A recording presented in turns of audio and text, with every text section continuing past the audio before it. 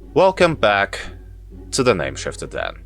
Today we're building a house because I wanted to build something a bit more quaint and a bit more manageable than the gigantic castle that you can see at the back of my world over there. The house itself is going to be a simple three-part design with several birch walls and a nice cyan warped plank roof with some dark oak accents here and there.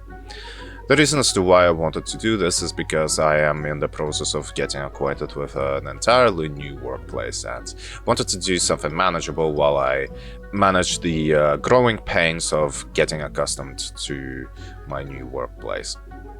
Because of that, I settled on a nice suburban design with some very modest terrain landscape sort of design, because I didn't have the patience to texture an entire, what was it, 70 by 70 block plot by hand. I also decided to experiment a little bit with my design for the flora of the place, and because of that I made an entire attempt at a customized tree, which doesn't really necessarily exist within this Minecraft game of ours.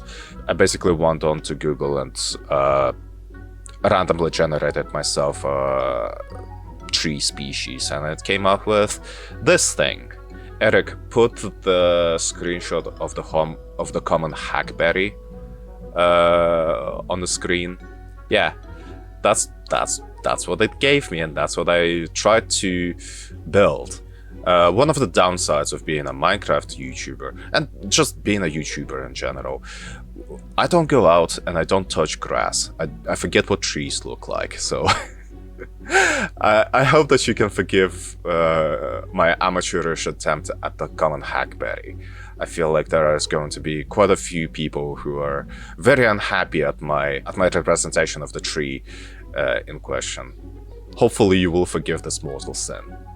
Just like with the castle, I go around the house and the plots, just decorating, painting some details in, making sure that it looks as organic and as lived in as possible without looking ragged or abandoned somehow.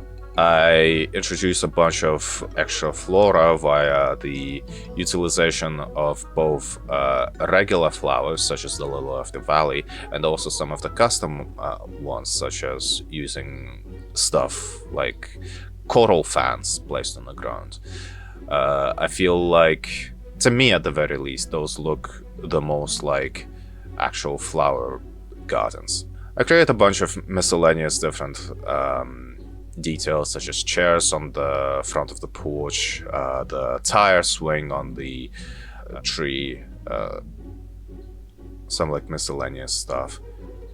Nothing too necessarily complex. I just wanted to relax a little bit, and I do believe that it shows maybe a bit too much, but at the same time it was a nice change of pace from the huge and terrifying castle that I made the other day.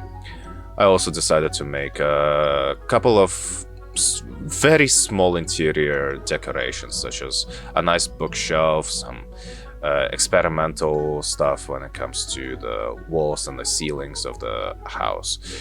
Again, nothing too large, nothing too like drastic or anything of a kind, just something to get the design reasonably nice and coherent. It wasn't ever going to be like a purely survival build, or although it could be, but it's a nice little thing for when you just want to make something that looks good whilst sacrificing a lot of the functionality that you would commonly associate with a Minecraft build. I also wanted to add some more potted plants, and while the scale might have been a bit too much, I do feel happy about the another shot of greenery that I was able to get into the swing of things. Also, you see me completely demolishing my little garden over here, because of course I did. Finishing up some last little design choices, like adding some green paints and I do believe, sea pickles into the hackberry tree.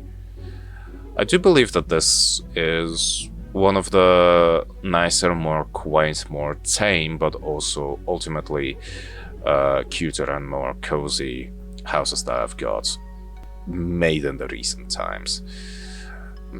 Maybe not quite the most functional survival design, but definitely something that looks and feels rather cozy. Hopefully you enjoyed it, hopefully you enjoyed the video, and I will see you in the next one.